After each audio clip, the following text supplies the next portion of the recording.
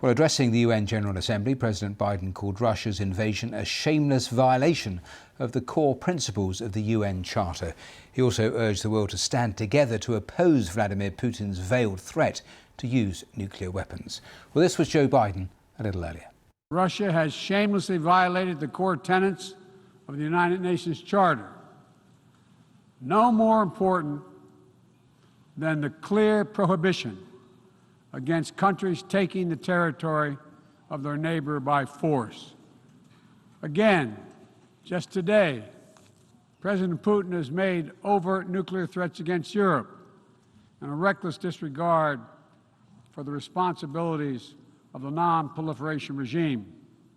Now, Russia's calling up more soldiers to join the fight, and the Kremlin is organizing a sham referenda to try to annex parts of Ukraine, an extremely significant violation of the UN Charter. This world should see these outrageous acts for what they are. Putin claims he had to act because Russia was threatened. But no one threatened Russia, and no one other than Russia sought conflict. In fact, we warned it was coming, and with many of you we worked to try to avert it. Putin's own words make his true purpose unmistakable. Just before he invaded, Putin asserted, and I quote, "Ukraine was created by Russia and never had, quote, real statehood." And now we see attacks on schools, railway stations, hospitals, on centers of Ukrainian history and culture. In the past, even more horrifying evidence of Russia's atrocity and war crimes.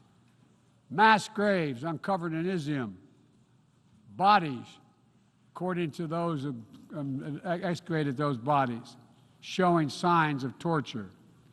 This war is about extinguishing Ukraine's right to exist as a state, plain and simple, and Ukraine's right to exist as a people.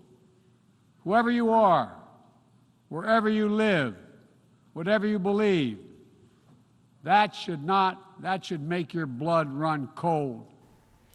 Well, that speech at the United Nations from Joe Biden, it came just hours after Vladimir Putin's televised address announcing what he called a partial mobilisation of Russian reserves.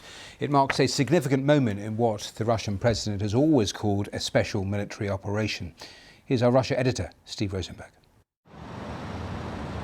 Under pressure in Ukraine, Russia's president has chosen the path that is most familiar to him. Escalation. To defend our motherland, its sovereignty and territorial integrity, for the security of our people and on the liberated territories, it is necessary to support the proposal of the Defense Ministry and Chief of General Staff to announce a partial mobilization of military reservists. 7 months after invading Ukraine, the Kremlin is calling up 300,000 reservists to support what it still calls the special military operation. And from Russia's commander-in-chief, this threat to the West. Our country, too, has different weapons of destruction. In some cases, they are more modern than those of NATO.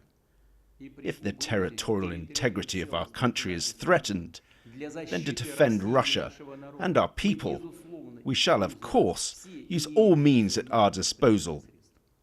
I am not bluffing.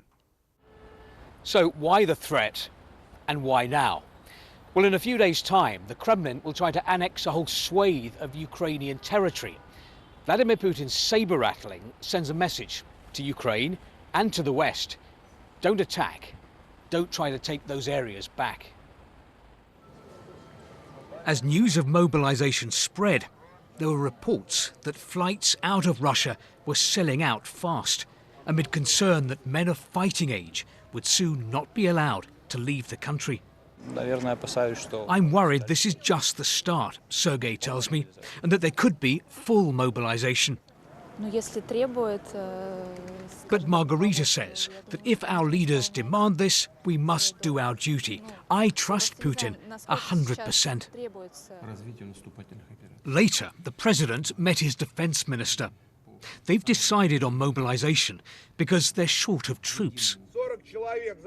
So short that in prison camps across Russia, this mercenary chief, a close Putin ally, has been recruiting inmates to fight in Ukraine, promising them their freedom if they serve 6 months with his group, Wagner, and survive.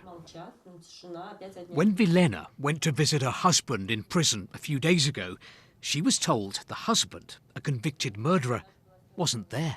I said, "What do you mean, not here?